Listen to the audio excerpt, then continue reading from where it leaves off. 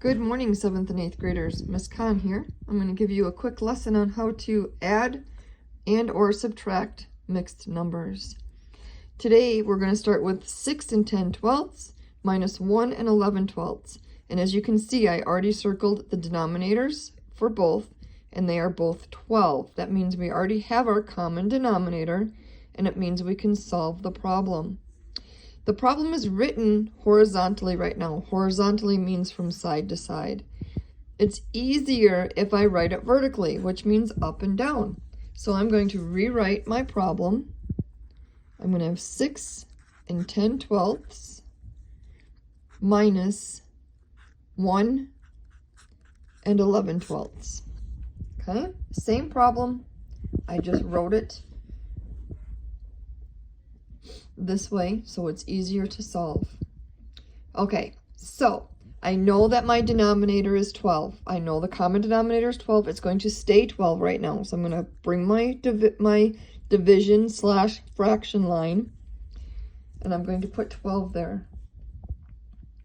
Now I need to do subtraction of my numerators. Numerators are the top number. I have 10 here and 11 here, which is telling me 10 minus 11.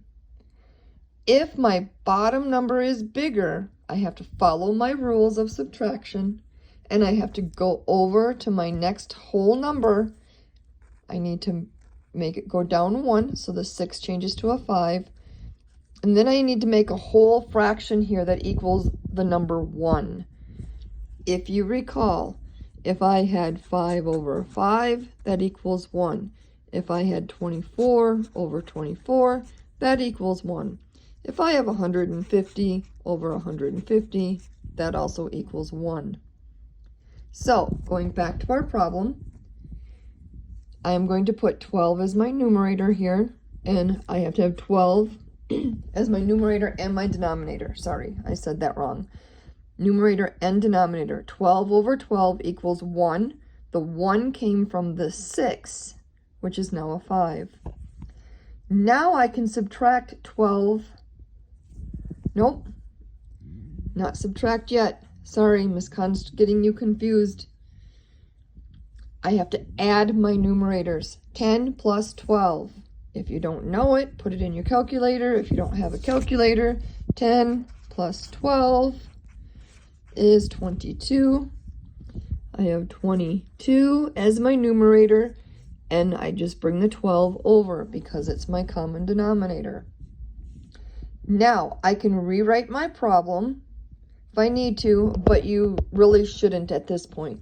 You are just going to take this number, and now you're going to subtract this number. So I'm looking at the numerators. 22 minus 11. 22 minus 11. Why am I subtracting it? Because this sign right here tells me to subtract. Take away. 22 minus 11 is 11. This is now my numerator. I already knew what my denominator was, so I have solved for my fraction. Now I take 5 minus 1. 5 minus 1 is 4.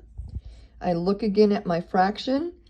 It is in its lowest terms, and so this is my answer.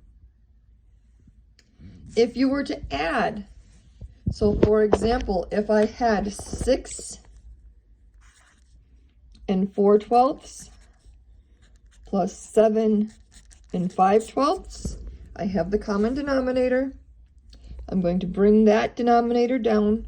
Then I'm going to add 4 plus 5 is 9. And then 6 plus 7 is 13. I have 13 and 9 twelfths. I have to look at my fraction. It is not in its lowest terms. I can reduce that down. When I think about all of my factors that I've learned about 9 and 12, my greatest common factor for both would be 3, which means I can divide by 3. 9 divided by 3 is 3. 12 divided by 3 is 4. So my answer becomes 13 and 3/4. That, 7th and 8th graders, is how you solve addition and subtraction of mixed numbers.